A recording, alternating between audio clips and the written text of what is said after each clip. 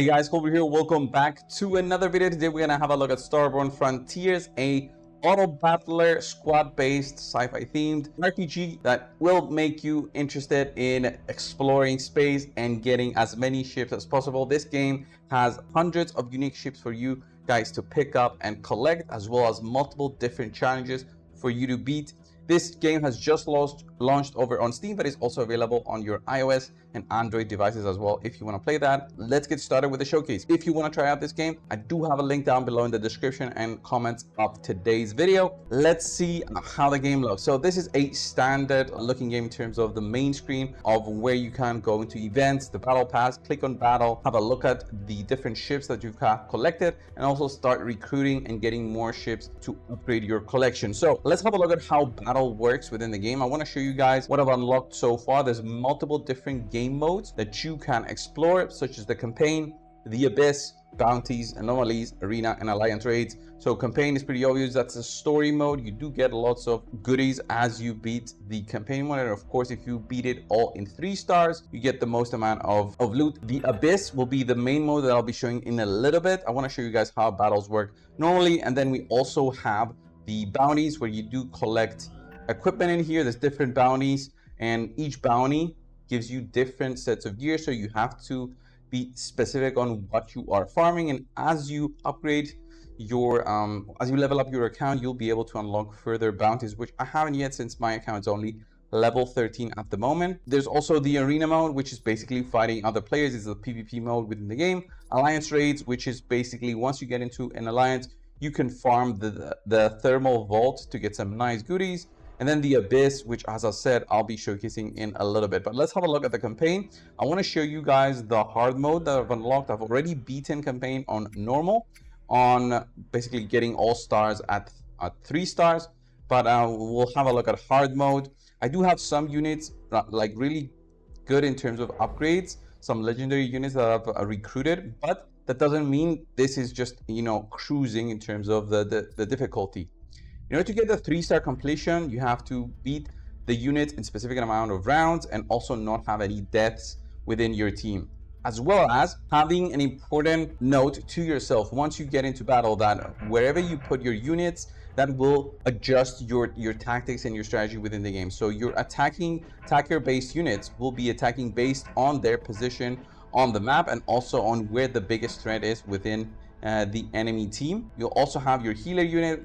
As an example, my healer unit here has to be in the middle in order to heal everybody, or else some units will just miss the heals. We don't want that. I do have a tank unit right at the front, which will be tasked to just get hit a lot. I've built this one with as much HP and defense as I could in terms of their equipment, and basically that's it. Once you click engage, there's nothing to do else than just watch and see on how your tactic proved you wrong or right in terms of, yeah, okay, I'm actually be able to beat this. So this is not going to be that difficult for me. The enemies that I have are about the same level as me, so I am kind of cruising through. Campaign is not going to be the one that is the most difficult for you guys to push through. I don't think so. It will take you some time. You get some goodies as you push through, but this is not the real important part of the game in terms of just collections. I would say equipment farming is going to be very much so important later on as you're playing. So doing the bounties and just pushing through the bounties as you play, pushing through, it's going to be the most important. Right now, this is the highest bounty I could do, which is Fenry Khaliris. So I could do level 6 on this one. It's quite a rough challenge. Bounties do not look the same as normal fights within the campaign. It kind of looks similar to how some fights are, for example, the alliance raids, but let me show you on how this looks. So right now I want to change actually this defender unit. I want to put my new defender epic unit that I have, and then I might be switching out a few of my units so I don't get pretty much destroyed by this big ship.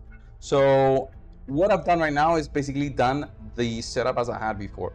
Why will this not work? Look at the attacks that this unit will do. The enemy will do a big hit in basically a straight line, which I do not want, because this will basically kill my units immediately. So I don't want that. I'll be placing my units like so, and if I change the direction of my units, you'll see that the boss also changes their direction of hit. So I want the boss to be hitting my main ship here in the middle, and from the little bit of farming that I've done on this level, the boss takes 2 turns to beat my middle tank unit, but that's enough time for me to beat the boss basically. So there's the first big hit, took me to about 50% health, but I have beaten the boss down. And you'll see as the fight goes on, there's different buffs and debuffs that are applied over on bosses and your own team as well, so you have to have those in mind. Some of the buffs that some of the bosses have are really strong, such as stack couple defense, stack couple damage, that you'll have to basically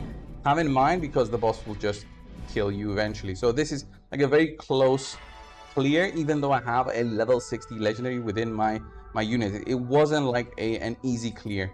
One of the reasons I've beaten this is because of the gearing that I've done on Judge, which is the main legendary that I have. So let me just show you the equipment I have on him, just to get an idea. We jump into the hangar. That's where all my units are. I did some recruitment. I could show you that in just a second, but let's have a look at Judge and how his this screen looks basically for each unit. So here's Judge. I do have some crit rate on him, not 100% yet. Gearing, this one will be rough. Also, upgrading their skills will be a little bit difficult and will take some time. So in terms of equipment, I did equip Judge with some good items, such as a 4-star weapon. So this 4-star weapon does have some crit power, and also is the attack set, which gives me extra attack if I have 2 pieces of this set on. I also have the critical set on, which gives me basically extra critical rate and critical power.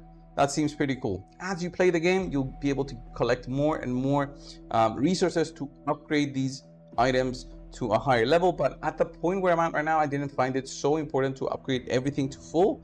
Even though I did have the resources, these were given by the developers. I didn't see like any point to fully upgrade everything, since if I played it with the limited sources I would have in the number of days that I've been playing the game and testing it out, I wouldn't have so many resources, and it makes sense to not upgrade the lower level gear first. For example, when you're farming, you don't want to have the 1, 2, or 3 stars leveled up to maximum. There's no chance. It just takes too much of your resources. You just slowly upgrade them as you go, and then you'll replace them eventually with higher star gear, which makes more sense to slowly be upgrading that.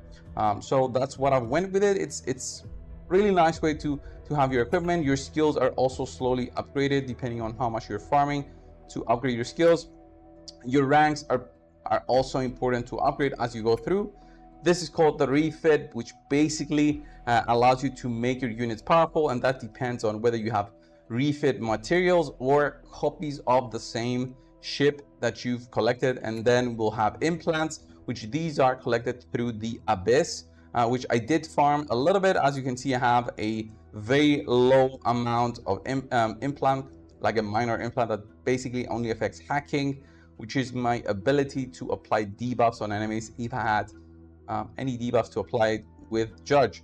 So that's the character screen. It looks pretty cool to me. Let's go and have a look at the Abyss. I want to show you how this works, since it's the most fun part of the game I found so far in terms of battle and how you just evolve through the map and explore space. Basically, it's pretty cool. Let's go into the chemical affinity, depth level 1, 24% explored. So right now I could go further here and start attacking this unit, and as I explore more and more, you'll see. I don't want to spoil anything, but you'll see on what happens in terms of the map and how things go. So this is going to be a relatively easy attack, level 40s. I do have level 40s myself. My tank unit, my healer unit are level 40s. The backline is lower level, but I'm relatively okay in terms of beating this. But you see, once you have your tactics going on and your units are upgraded, you are good to go. So here it is. This first fight is done. Took me 21 seconds. There we go. Victory screen is up. Pick up some XP and some resources there. It's going to help me to do my upgrades.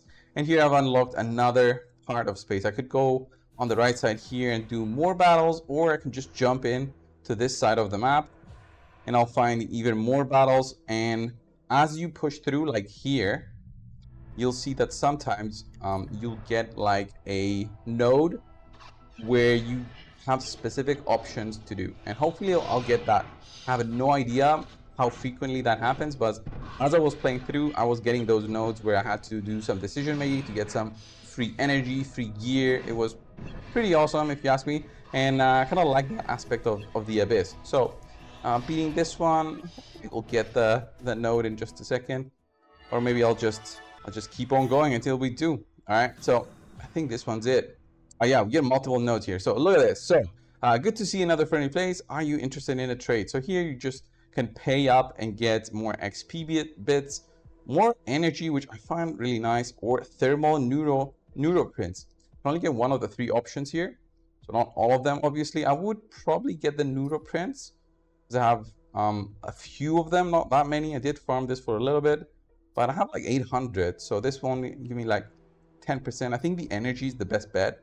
That's gonna just help me farm more stuff for 55,000. I think it's a nice choice. Helps you keep on farming basically. And there's another note where we scan here. Look at this. So this is the energy deposit found. Looks pretty cool, right? So energy deposit, you can just click on this one, get a guaranteed 10 energy or 50-50 chance, basically a coin toss whether you want to scan again and get more energy. We failed. Last time I took it to 40 and it kept on giving me the option if I wanted to scan again and scan again. So I don't know how far that goes, but it looks interesting. It looks interesting and fun to just gamble in terms of getting energy.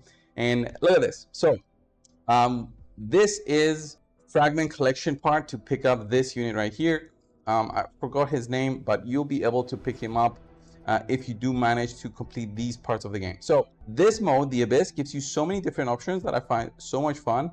And eventually, if you click here on the top, there's so many different levels that you'll have to beat, and eventually you'll even be able to pick up some a legendary as a reward. Let me just find exactly where that is. So here, as you beat the missions, which is part of the whole game, you can also pick up a legendary unit. These missions are different in terms of finishing the Abyss, visiting different command nodes, and as you push through the different missions, you'll be able to eventually collect this reward right here, which is the ship of Heian, a legendary unit that has these different charged attacks to repair your units, and also grants cheat death to all allies, and is a pretty strong unit from my guess. I have no idea, but just giving cheat death as a buff to units seems like the way to go. And closing it off, guys, I want to show you PvP just a little bit. It's not any different in terms of how normal battles would go in terms of strategy, but what I do like is that there's multi-battles here for PvP, and this is just so cool because you can just slowly farm this. So you can actually click multi-battle and do as many battles as you want, slowly pushing through and fighting different opponents, random opponents that show up. And PvP is important because that allows you basically to upgrade everything else within the game, such as critical power, defense, attack, hacking, and this affects your different units, such as your attackers, your defenders, your supports, and all your other units. So you'll have to have that in mind before you choose each and every upgrade as you push PvP. But I've done like 6 fights so far. I've won all of them, but the enemies weren't that crazy in terms of levels. Like level 30s, level 25s was pretty cool. And that was PvP. This is the game, guys. Starborne Frontiers. I found it a ton of fun. There's so many things to do. Recruitment goes like this. I'll just show it as a final part of the video. Obviously, I have lots of resources from the developers. You won't get this amount of summons from the couple first days that you are playing, but you do get a good number of them as you play through. And this one is like the big epic globe because I did manage to summon an epic.